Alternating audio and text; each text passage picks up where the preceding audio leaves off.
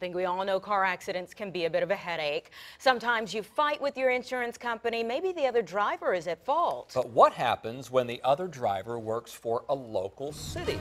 10 on your side's Deanna LeBlanc found out there are times when a city driver could damage your car and you'll get nothing, Deanna. Yeah, Tom and Anita, you think if someone hits your parked car, they pay for the damage, right? Well, as we learned, if the vehicle that hits you belongs to one of our local cities, then you could be out of luck. I've parked like this since 1999, and I've never seen or heard of an incident with a trash truck on any of these neighborhoods. That was until September, when a Newport News City trash truck collecting garbage did this damage to Mark Mitchell's SUV. He put his head down and walked back around the truck. He said the supervisor was on the way. Mitchell took these pictures moments after the collision. The supervisor provided him paperwork to submit a claim through the city's risk management office. I just figured everything would be taken care of. He had a supervisor coming. The damage was clear.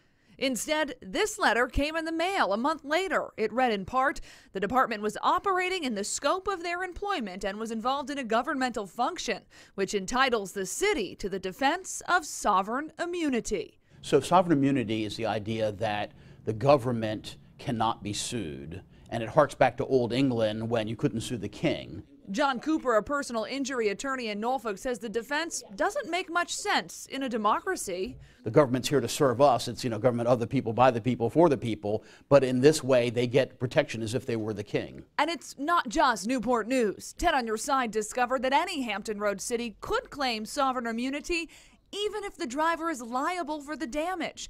Here's how it works. If a city vehicle is performing a government function, like collecting trash, and they crash, sovereign immunity applies. But if a city employee took a city vehicle to lunch or a police officer is driving on routine business and damages a citizen's vehicle, they lose that protection. You don't get a handbook from the city saying, look, we have this thing called sovereign immunity with our trash trucks. So, if you leave your vehicle on the street during trash pickup day, you're putting yourself at risk. They don't tell you that. And what's more confusing, 10 on your side found out the rule isn't a one-size-fits-all. City risk managers can choose when and if to invoke the sovereign immunity defense. Jeff Rodarmal, risk manager in Virginia Beach, says he tends to determine if a city driver was at fault, not necessarily if the driver could be protected by sovereign immunity. So there have been examples over the years that I've handled municipal work where we could have defended on sovereign immunity, but because it was the right thing to do and our driver was simply liable for the claim, that we paid those claims, yes. So what can a citizen do? The only way to fight a sovereign immunity defense is to prove the employee was grossly negligent, a fight John Cooper says is nearly impossible.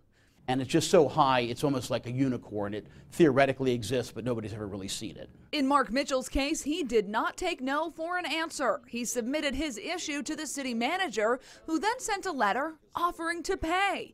Meaning, depending on who you complain to and where you live, you could get a payout or you could be hit and on the hook. Now, cities get hundreds of auto claims per year. The ones we surveyed only use sovereign immunity about a dozen times or less annually. But if it happens to you, the experts say, make sure you call police and take pictures if you can. And if your claim is denied, you can always appeal. I'm Deanna LeBlanc, 10 on your side.